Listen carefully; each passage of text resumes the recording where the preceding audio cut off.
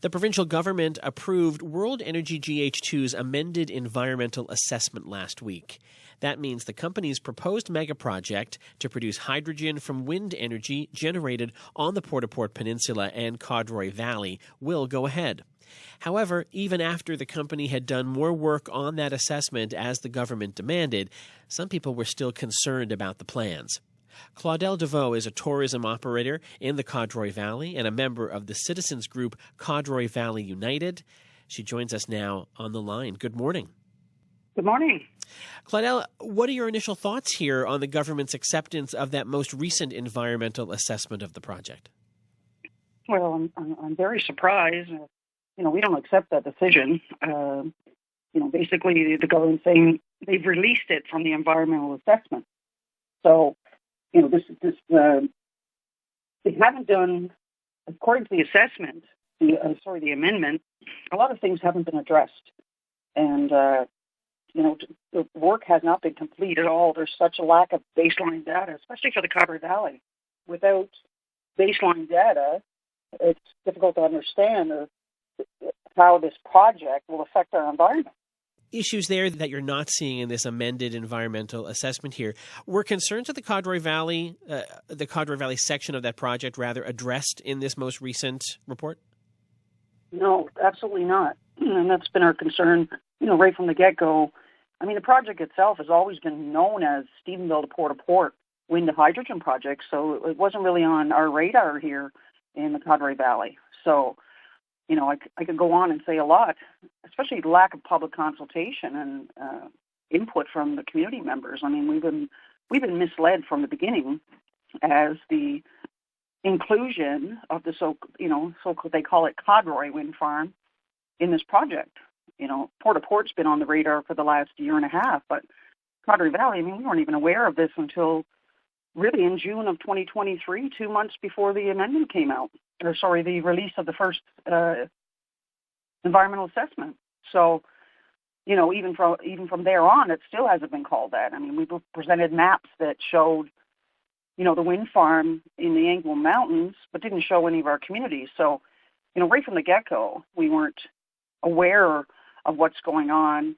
There were so many questions, and we had one session with World Energy here back in June of 2023, and that's before it was released. And there were a lot of questions, and nobody could answer any questions. They kept saying, well, wait for the EIS to come out, and then, everything will be answered there. But again, we went through the first public submission piece, which we did back in October, November. So we addressed a lot of concerns, and then, again, we felt we were left in the dark a lot.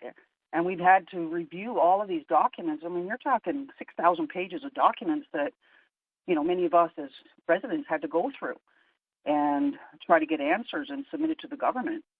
And even after we submit it to the government, we're still not sure they're going to even listen to us. So it's a flawed process, and the environmental assessment should have public input on it, which it did, but we don't feel that this has been addressed in even the amendment piece. So, for example, they didn't do any noise and vibration monitoring studies at all for our community. They didn't do any moose studies for Codroy Valley. There's no bird studies done. And, in the amendment, for example, they used, 17 times they used given the phased approach to construction, because Port-au-Port wind farm is supposed to come first, then Codroy Valley, that they'll do it later. Well, doing it later, how are you going to mitigate all of these impacts or potential impacts? How do we know that these are going to be addressed? Yeah. And even on a tourism perspective, I can talk about that a little bit. The information that the World Energy has in the environmental impact assessment, the Codroy Valley there's so much information missing. And one of the big things that, in my perspective, that was missing that I think is an important piece is a visual assessment. Codroy Valley is such a scenic area. People come here for our scenic views, landscapes, natural beauty, our unspoiled views. And we know, for example, that you're going to see like 77 of these from the Mark Rock Trail. there's no visual assessment at all, photographic simulations in the environmental impact statement that they could come and say to our community, well, look, this is what it's going to look like. There's nothing. And when we asked World Energy at a session that was held in March, just a week before, we had to submit comments, they said, oh, well, I'm sure we have some more. So they sent it out, but it was the only photographs they have are from the Trans-Canada Highway, which is not even from our community. Right. So we don't know what that's going to look like, and it seems like it's been omitted. Claudelle, so I think that's a very... I want to talk a little bit, though, in the time we have left. I just want to make sure that we get to some of these questions. But you're with the group Codroy Valley United. What's next for your group, and beyond your concerns here? What's next now that this environmental assessment has been approved? Well, we're working together with other groups, and we're going to, come up with a strategy, building a strategy on how to move forward and how to stop the wind farms in both Codroy Valley and Port-au-Port areas. So we've been, the decision hasn't been long out. So, over the past week, we've been discussing a lot of different avenues to move forward. We don't accept it. Are there any amendments, though, or any sort of assessment that could be amended that would make your group okay with this project at all? No. They released this from the environmental assessment process, and they added 60 conditions. So I don't know we've reviewed these conditions, and there's a lot. So basically the government's saying, well, we accept it, but yet you've got to do all this work. And there's so much information missing. We don't know what the impacts are going to be, and they're too great. There's no information. They're allowing the company to gather all this information prior to construction. So, that doesn't really give us a feel for, how is this going to affect the how this industrial project is going to affect our environment. There's, I could talk for hours probably on this, but there's so many different aspects. You're talking putting 143 wind turbines, in the Anglo Mountains, which is like 7 to 10 kilometers from here. World Energy stated that it was 15 kilometers, which is incorrect. So there's a lot of misleading information, and we want to be sure that the people understand what this means, because I think there's still a lot of people that don't even really understand what this could possibly mean, the environmental impacts, right, as well as tourism. And in the minute we have left, and it's actually a little bit less than a minute, but what kind of impact could this have?